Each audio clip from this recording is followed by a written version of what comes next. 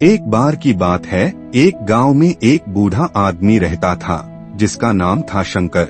शंकर उस गांव का सबसे बुद्धिमान और समझदार व्यक्ति था। गांव वाले उसे प्यार से दादाजी कहकर बुलाते थे और अपनी परेशानियों का हल निकालने उसके पास आते थे। शंकर की उम्र भले ही काफी थी, पर उनके चेहरे पर हमेशा एक मुस्कान रहती थी। उन्होंने अपने जीवन का एक मंत्र बना लिया था, हर हाल में खुश रहो। उसी गांव में एक लड़का रहता था जिसका नाम था गोपी। गोपी की जिंदगी में कुछ समस्याएं थीं, जिसके कारण वह हमेशा उदास रहता था। एक दिन शाम के समय गोपी शंकर के पास आया और बोला, दादाजी, आप हमेशा खुश कैसे रहते हैं?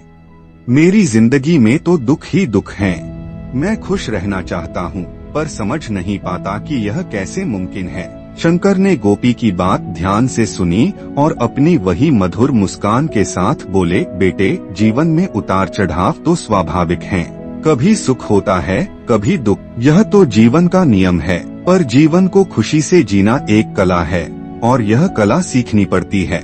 गोपी ने कहा, यह कैसे दादाजी? यह कला मुझे भी सिखाइए। मैं हैरान हूँ कि आप कठिन समय में भी कैसे खुश रह लेते हैं।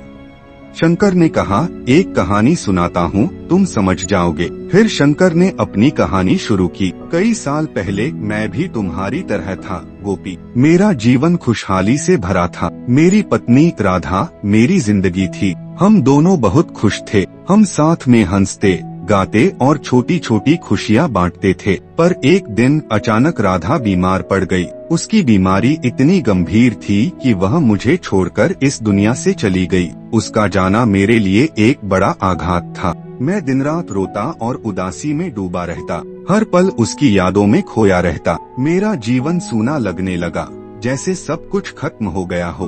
शंकर थोड़ी देर के लिए रुके और उनकी आंखों में एक गहरी उदासी दिखाई दी। फिर वे बोले, एक दिन जब मैं अपने घर के बाहर एक पेड़ के नीचे बैठा रो रहा था, मेरे मन में एक विचार आया। मैंने सोचा, राधा अब वापस नहीं आएगी, चाहे मैं कितना भी रो लूं। मेरे रोने से न तो वह खुश होगी, न ही मेरा जीवन बेहतर होगा। उस दिन मैंने फैसला किया कि मैं अपनी जिंदगी को खुशी से जीऊंगा। गोपी ने पूछा, इतने बड़े दुख के बाद आपने यह कैसे किया? दादाजी, शंकर ने मुस्कुराते हुए जवाब दिया, बेटे, मैंने एक छोटी सी बात सीखी। जीवन में हर दिन जब तुम सुबह आँख खोलते हो, तब तुम्हें खुश होना चाहिए, क्योंकि तुम जिंदा हो। यह जिंदगी एक मौका है, एक नई शुरुआत का मौका। मैंने अपने आप को छोटी छोटी खुशियाँ ढूंढने का आदी बनाया। कभी पेड़ों के नीचे बैठकर चिड़ियों का गाना सुनता, कभी गांव के बच्चों के साथ खेलता और कभी अपने पुराने दोस्तों से बातें करता।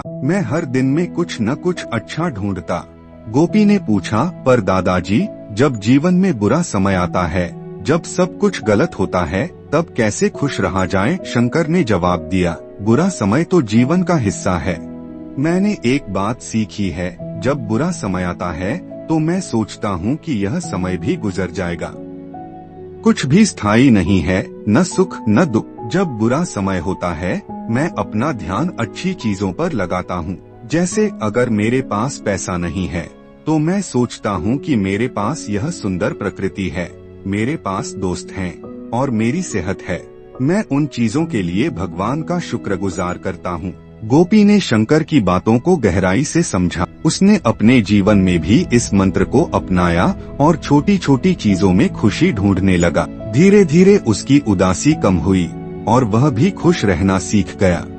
जीवन में सुख और दुख आते जाते रहते हैं। खुश रहने का मंत्र है, हर दिन में कुछ अच्छा ढूंढो और जो आपके पास है उसके लिए शुक्रगुजार रहो।